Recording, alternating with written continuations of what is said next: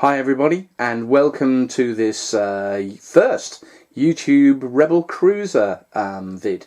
The reason that I've been doing this is this model has been getting quite a few likes on Facebook, and a lot of people on Facebook have been saying, Gary, can you do a flyby? Gary, can you do a video? So for them, here's a flyby and a video. As I said, here she is. She's 5 foot, just over 5 foot long. The original idea was to do a Rebel version of Executor, and she's actually originally scaled at half the size of Executor. And as we go around, you'll see some of the detailing I've actually copied from Executor. But as she's gone on, as it is with these things, I've done a few little things. She wasn't supposed to be that Moncal when she was first made, so a lot of this blistering work wasn't to be added. It was going to be more like the Rebel transports from Empire Strikes Back, because that's the lineage that the original sketch had from Joe Johnston. But talking to Mr. John Simmons on one of the groups, he said, you know, Gary, this would look absolutely terrific if it was painted like Home 1. And as that thought gained traction, I said to John, yeah, I think you're right, mate. And I've actually, so hence I added a lot of these bits and pieces to make her look more like the more like a Moncal cruiser, although her heritage sort of shows. I mean, there's a typical example, you know, if that's not Rebel transport, I don't know what is. Anyway, let's go back and wander around. So, 5 foot long, made from mostly ABS. It's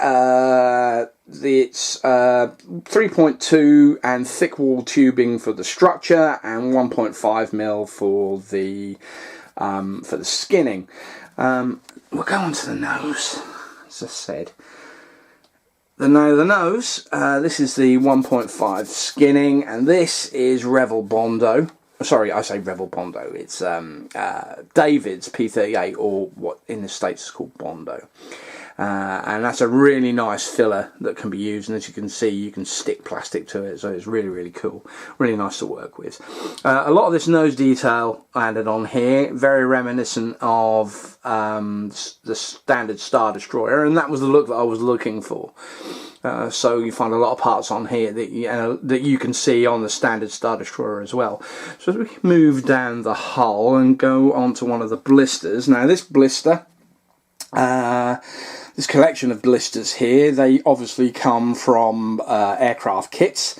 This one here is from a Rebel F4. As you can see, I've backed the nose with Bondo or P38 so I could change the shape, just so you don't notice it's the same thing, and then it's got kit pieces added. This little kit piece here, that bit there, that's actually on Liberty, one of the 2 Mon Calamari cruisers made for Return of the Jedi, and I just added that because, you know, she's Moncal, so I'll add it. It looks quite nice, I think so anyway.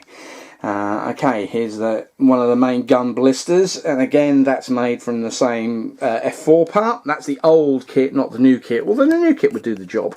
As you can see, I've cut little notches on there, added lots of armour, and lots of this detailing, and that detailing there, that detailing there, that all comes from a mobile wagon. So we move back over the top, again, small details there on top of another one. A little bit of detailing there, and this one here, which is an Aiden cannon from an Airfix 124th Harrier, and I've cut that apart, reprofiled the back end, and then detailed it with parts from Tamiya 112th and 120th P34 Tyrrell racing car. So if you go close onto that, you can see this here, there. They're like exhaust tubes from the kit. This piece here, that's an engine mount, a bank of cylinders turned upside down, and that's a headrest that's been cut and then reorientated. And that's the key to detailing. You don't have to use the part as it is. You know, if you're not happy, if you like some of the detailing on it but it's got nowhere to fit, well, cut it so it does fit. It's as simple as that. If we go back over the nose here, we come to one of the blister towers. That's lots of kit parts, and again I was mimicking some of the blisters on Home 1 and also on Liberty. If we go back, zoom out and come back across, there's the neck section. Quite a lot of detail going on there. So glide down into there, I think you can just about see it, and that gives the game away. This detailing here, you know, that is pure Executor. Sort of show. I just copied that from Executor, which I have quite a few shots of. Come back round, zoom out. Okay, onto the engine section. Now this, quite a few people have asked me, Gary, you know, how did you do this? You know, looks really complex. Wow, fantastic. How did you do it? How did you do it? And after this video, there's a second video, and we're going to take a piece of ABS and I'm going to show you exactly how I did it. It looks complex, it looks really cool, but actually it's really easy, as you'll see later on. Okay, going back, we're going on the top deck. And this is, you know, heavy detailing up the back. Lots of this is ship parts, mostly Tamiya, some Hasegawa, and also a couple of Ashimi as well. There's a mast there, look. And as you go along, there's more kit parts, bits of Hornet, bits of KG5, that's a piece of KG5. And you've got your usual Star Wars suspects. Engine command section that's made up from loads of kit parts just bashed together to look very Mon Calamari. Coming off that and onto the main hull, along the command section, again lots of ship parts, lots of Enterprise and Hornet kits. These pieces here, again a little bit of homage to Star Wars. These bits there, they come from a Airfix 0400 biplane bomber kit, and they're also, if they look familiar, they should do, because they're used to detail the Y-wings for Star Wars.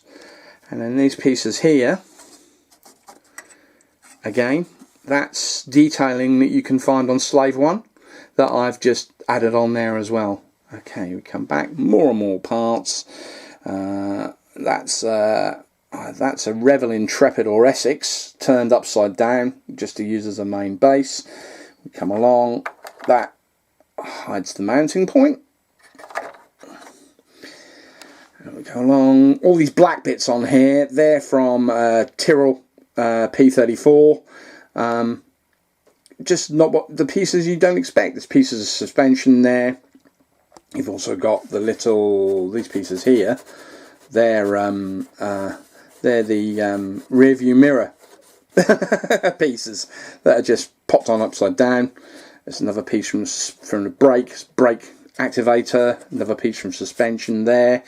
Moving along, we've got pieces from Rodney sitting on top of Hornet, lots of chips, and coming down onto the main bridge section, which is mostly Rodney, to be fair, with a few chips and bits added to it. Okay, so that's it. That's her. Hope you've enjoyed this flyby. I'll do some more as I go on, especially as the painting starts, and obviously I'll do a flyby right at the end. But I hope you enjoyed this video, and please subscribe, and please look out for the next one.